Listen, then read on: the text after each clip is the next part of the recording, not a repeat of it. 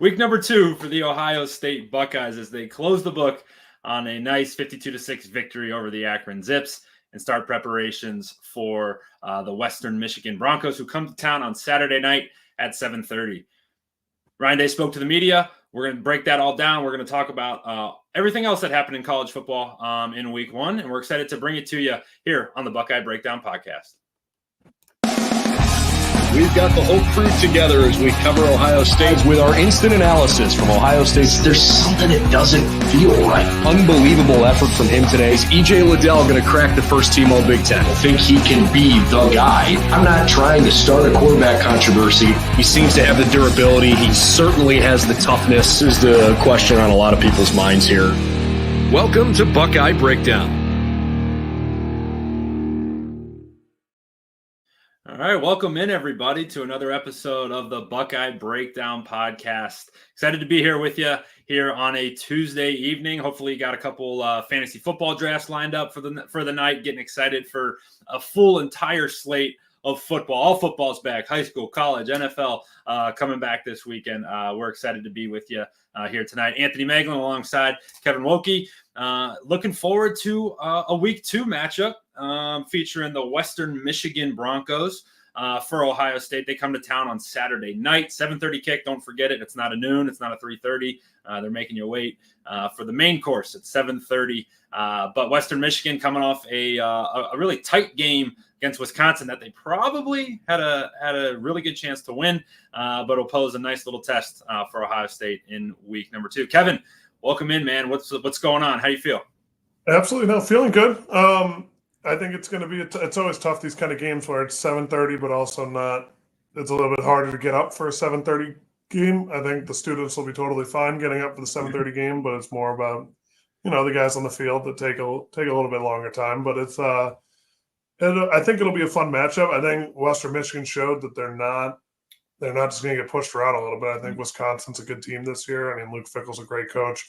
I think it'll be definitely they open the eyes of the Buckeyes to realize this isn't just going to be a roll the carpet out and walk over them, kind of like what happened with Akron a little bit. But I think it's going to be a little bit more of you're going to see a little more fine tuning. I think the coaches definitely ratcheted down after watching that game against Wisconsin, and the guys are looking around like, why were they so hard on us today and Sunday? And they'll realize why.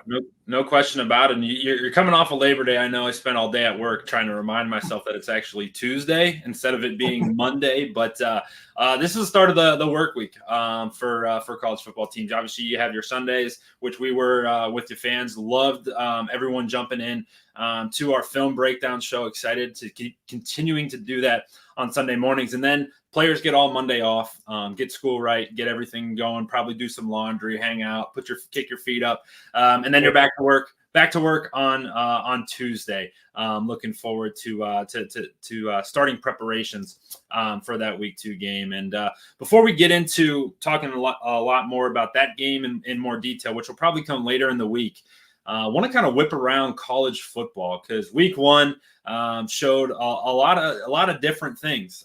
You saw some marquee matchups with some teams that really had some really good performances. When you talk about Notre Dame, you talk about Georgia, talk about even Alabama went in and took care of business. Miami, the Hurricanes down against Florida, really went in there and stomped the Gators around. Any game that caught your attention, kind of looking around the college football landscape on Saturday or Sunday, or even last night on Monday night? Yeah, I mean, Monday night was it. I mean, Bill O'Brien, I knew Florida State wasn't who they were all cracked up to be after. I mean, Georgia Tech's a good team. They have great coaches. Former teammate of mine, Nate Brock's a coach down there. And over in Dublin, you get a little bit jet lagged, a few excuses, but home against Boston College, not anything against Boston College. I think they're a good team. I think Bill O'Brien has them geared up and ready to go. And Bill O'Brien's a great coach. I mean, he's done it at every level. I just am shocked that I think I love DJ Uyunglele because it's my favorite name to say in college football, but he's had a tough couple weeks. DJ Uyunglele. And he's sorry, I just love that name so much. I think he's gonna hone in hopefully, but everyone's been saying that for years. So, maybe we just keep holding out hope. But you do see glimpses. It's just a matter if you can string them together for a long enough time. It's amazing. You go back a couple years and to a COVID game against Notre Dame in Notre Dame, and he threw for 5 touchdowns and like 500 yards for a hurt Trevor Lawrence when he subbed in for it. And you're like, this dude is the truth, man. He's next up. And it's just been super clunky ever since. Couldn't really get traction at Clemson. Then he goes to Oregon State, has a decent year, has a solid year, but like obviously had some flaws. And then, coming into this year, you're looking around, you're like, hey, I don't know if he's any good. He probably, if he wasn't getting paid, I don't know, a couple $1 million to be there, probably gets benched last night. He was not very good last night against Boston College. And, credit to Boston College. It's a lot of it is Florida State being not prepared, it looked like. And really, I guess it looked like at the start kind of underestimating what Boston College was bringing to the table. But Boston College came out and really punched them in the mouth, out-physicaled them, and then just really took the game to them and never gave up. I think Boston College, by the time Boston College had 30 offensive plays, Florida State had 9. They kept the ball. They knew what they had to do. I mean, it's crazy. Bill O'Brien went in there with a game plan and executed it to perfection. And that's just what happened. And the result is a Boston College win. And then Florida State, the first team to ever be ranked in the top 10 in the preseason poll, to be out of the entire AP top 25 after week 1. Obviously, they had week 0 in there. A funny joke I heard today: imagine how low you have to be coming out of week 1 0-2. Tough scene for the Seminoles down there. But kind of other games that really caught my attention. Miami going in and throttling Florida. Thought that game might have a little juice to it. But dude, Cam Ward down there in the Miami Hurricanes. Cam Ward's a difference maker. He is electric. He's accurate. He's fun. He's athletic. That's going to be a team that's names in the hat come the college football playoff. Absolutely. No, I agree. I mean, watching that game, it was fun. I mean, you saw clips on social media after of all their players, they're saying the state of Florida, college football in the state of Florida runs through them. I mean, we haven't seen that kind of Miami since the early 2000s. Dude, they were telling it, most cold-blooded thing I've ever seen in my life. They're telling it to the Miami or to the Florida recruits who were there. They caught him on the way out saying, you're coming to the U, because the football down south runs through Miami. And it's good to see the U back. In our lifetime, really they haven't been relevant, right? It was 2002, right, when Ohio State beat them in the national championship, and they had one of the best teams of all time. But for us, apologies, we were just some young pups then. Probably don't remember much from that game. But for pretty much our whole lives, Miami's been totally irrelevant. And now it looks like they've kind of turned the corner and are going to have a little squad down there this year. And joining them down south, the Georgia Dogs, man. I'll tell you what an interesting game. Kind of almost felt like a little bit similar to how we felt after we played Akron, right? Where it's like a little bit of a sluggish start, kind of a first half back and forth, and then they turned it on. The only difference is they did it against Clemson, who was ranked 16th in the country. Just a dominating effort by the Dogs. I mean, it was. The defensive speed on that team is great. I mean, it looked like a different sport. It was nuts. I think that I don't know if Dabo's still going to live up to his no transfer portal ways, but I think it's evident that they need help down there and they need it fast. And the best way to do that is bring in talent that has spent 2 years in this level developing themselves. Yeah. He wants to be I don't know if it's a recruiting tool or what.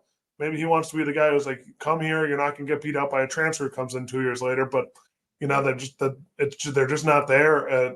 They were when I was there. Mm-hmm. And they've kind of fallen off a little bit since Trevor Lawrence left, really. I mean, DJ Uyunglele, favorite name, didn't he didn't have the career he wanted there. And then now they're still trying to build back up. And it's just a matter of figuring out what they need to do to get back on that playing field, because they are looked at still as one of those premier teams in college football.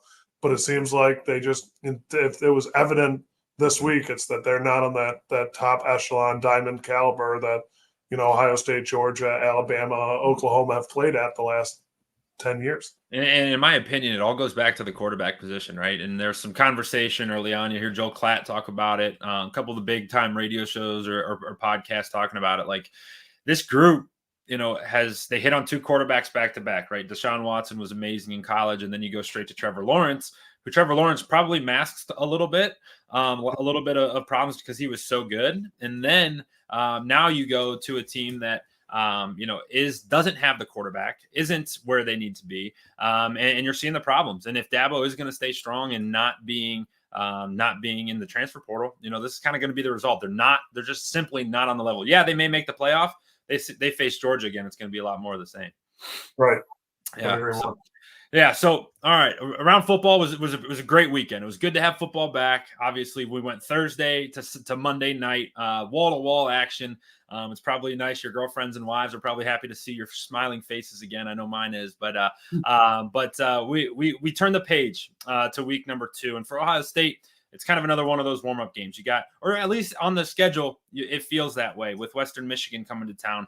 But as we kind of hinted at in the open, this team's nothing to slouch at. They gave Wisconsin everything that they wanted to handle. And honestly, Kevin, a muffed punt, not sure if you saw it, but a punt that hit the back of a blocker's back that Wisconsin recovered.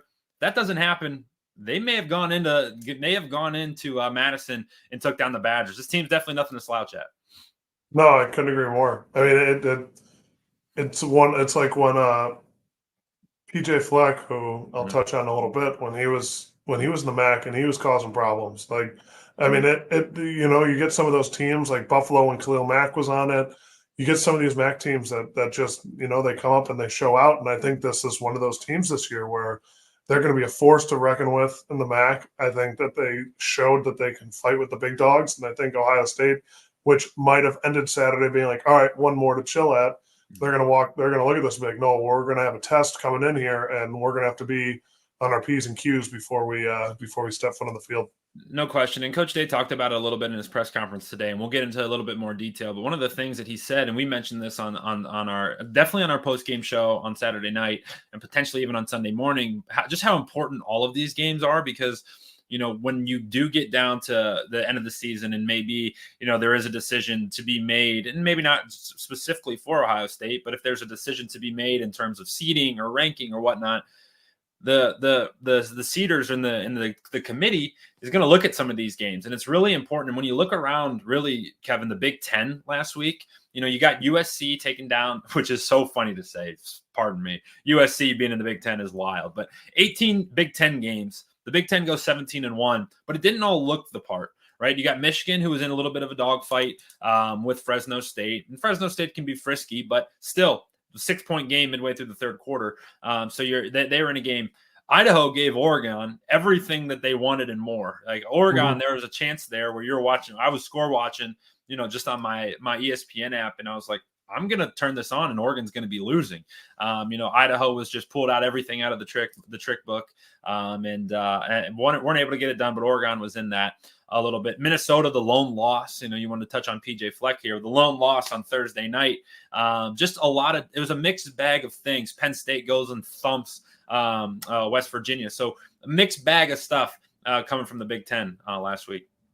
Absolutely. And like you said, touching on Minnesota, the PJ Fleck experiment in Minnesota has just not been it. I think that's safe to say at this point. I mean, I don't understand how you roll a kicker out there after he missed a 30-yarder to try a 40-yarder. It's tough. I think that, another Mac Brown moment for UNC. I mean, it was. I mean, that kicker on UNC was impressive. He was and Minnesota almost had that block on that last field goal. I mean, there were 3 guys that were standing there, and I'm like, did they block it? No. This kid just kicked it to the moon and back and put it right down the middle. I mean, it was crazy. It was awesome.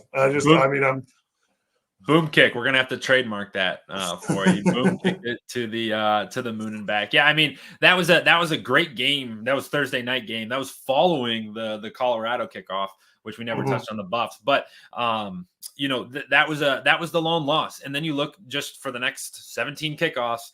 Even Northwestern got a win. They were in a dogfight with Miami, Ohio. Shouldn't have been. Stadium is pretty sick on the lake.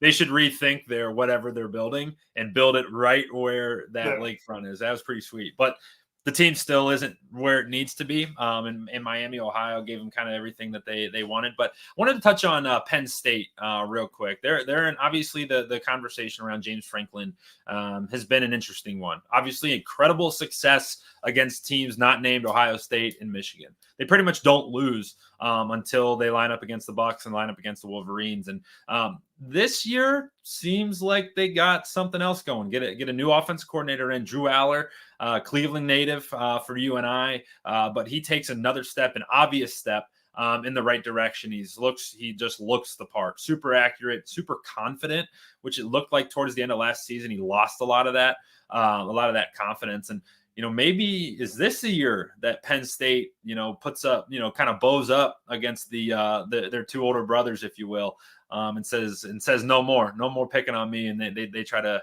get past Ohio State and or Michigan. Absolutely. I mean, Drew Aller, Ohio kid, is going to be gritty. He's going to keep fighting. I've watched him firsthand. It reminded me of him in high school. I mean, he knocked my team out of the playoffs in his senior year, and it just does. I think that Penn State, it has a good team. It always does. It always seems to. It just can't get over that hurdle. I think Drew Aller will knock off one of those teams you mentioned. Maybe not the other. But yeah, it's it was impressive to watch him do, because he had high expectations coming in, and he kind of had hopefully if he can keep this along, it'll just say he had a sputtering start and then finally hit his stride, because he looks the part. He was a top quarterback in the nation for a reason. It'll be interesting to see if he can keep this going and see if this Penn State defense will keep up with the pace of the offense. Absolutely. I hope he has 12 good games and one bad one. Exactly. Definitely root for Aller to turn the corner. Just not when they play Ohio State in November here. So, all right, enough about everybody else. Let's tune it back into to Ohio State. Ryan Day met with the media today and had a lot of good stuff to say, a lot of good perspective. Really as his first time in that CEO head coach role. He talked a little bit about, what his new role is now that he's not necessarily calling plays. Also talked about a lot of other things that kind of caught your attention. So I'll flip it to you right away. You get to pick. Dealer's choice. What are we starting with from Ryan Day's press conference? Absolutely. I think the part that everyone's kind of curious about that he talked about was the two omissions from the starters, Donovan and Cody. He said they're day-to-day and had a good weekend, which means that. Tell me that in football terms. Tell me that in offensive lineman football terms, what that statement meant. And often it means that their backups got a lot of work yesterday and last week, and they probably played a few snaps here and there during practice. And if it was a bigger game, I would assume, based on that type of terminology, they'd be playing in it.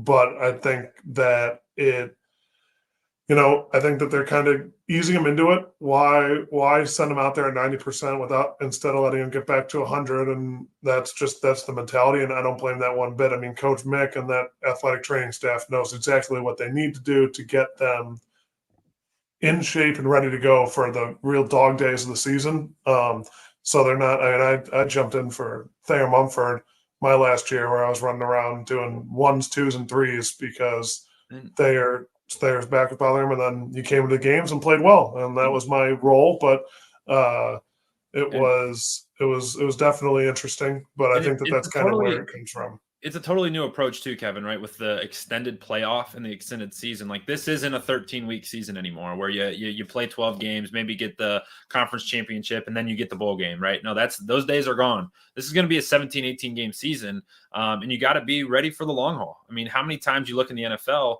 and, you got offensive linemen playing with, 5, 6, 7, 8 deep at times. If you're a Cleveland Browns fan, you watched it all last year where there was just backups on backups on backups. So it's like, hey, to your point, if you can steal a couple weeks to get these guys totally healthy early on, why not do so?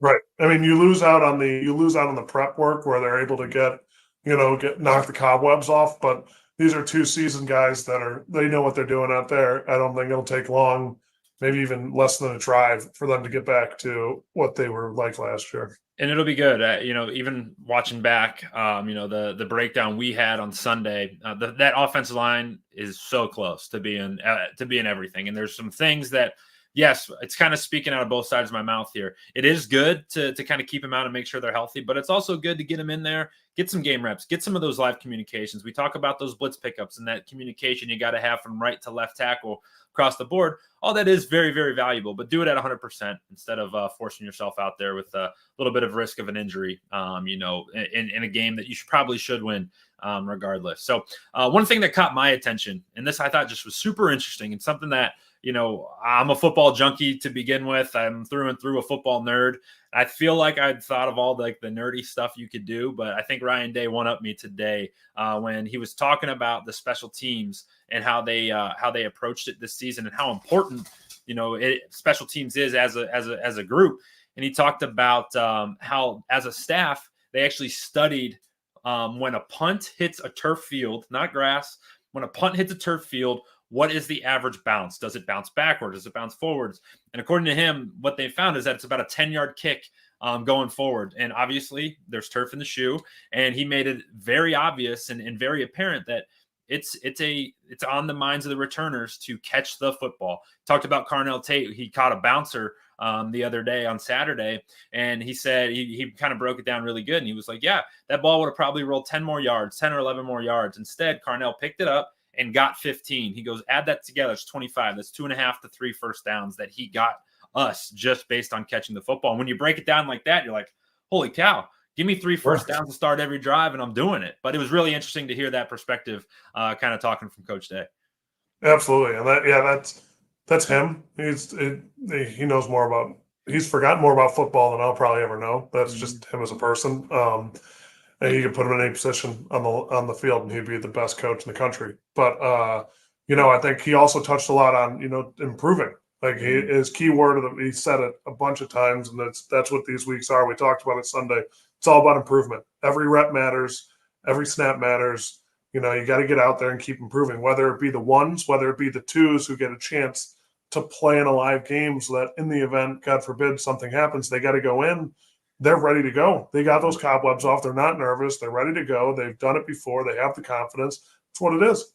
Hey, I know you got the chills when he said, yeah, we put our second team in there. We told them before they went out that it's to score a touchdown. They didn't do that. They failed. And I was like, even me, I was like, oh God, I know that part of the film session was not great for those guys. But yeah, I thought it was all good. A lot of interesting tidbits, especially with him talking about his new role as the coach, kind of as the CEO of the team, opposed to the offensive coordinator. He is listening in on the defensive calls, listening in on Chip Kelly. We could get to Brian Kelly at another time. That's a song for another time. But listening to Chip Kelly call the plays and really just talking him through that and just kind of his different perspective now that he's legitimately the head coach and no longer calling the play. So really good. Encourage you to go check it out. Not on our channel. Didn't get it on our channel today, but you can find it anywhere that you get your stuff. So, all right, last thing here, Kevin, we'll get out of here on this. We turn our attention to Western Michigan. Obviously right now we'll get into more detail on this show later in the week, but what's kind of the vibe like on a Tuesday afternoon or a Tuesday morning? You come off a win against a team you should beat, and you're looking ahead at another team that you should beat. What's it feeling like at the Woody today, tomorrow, and Thursday?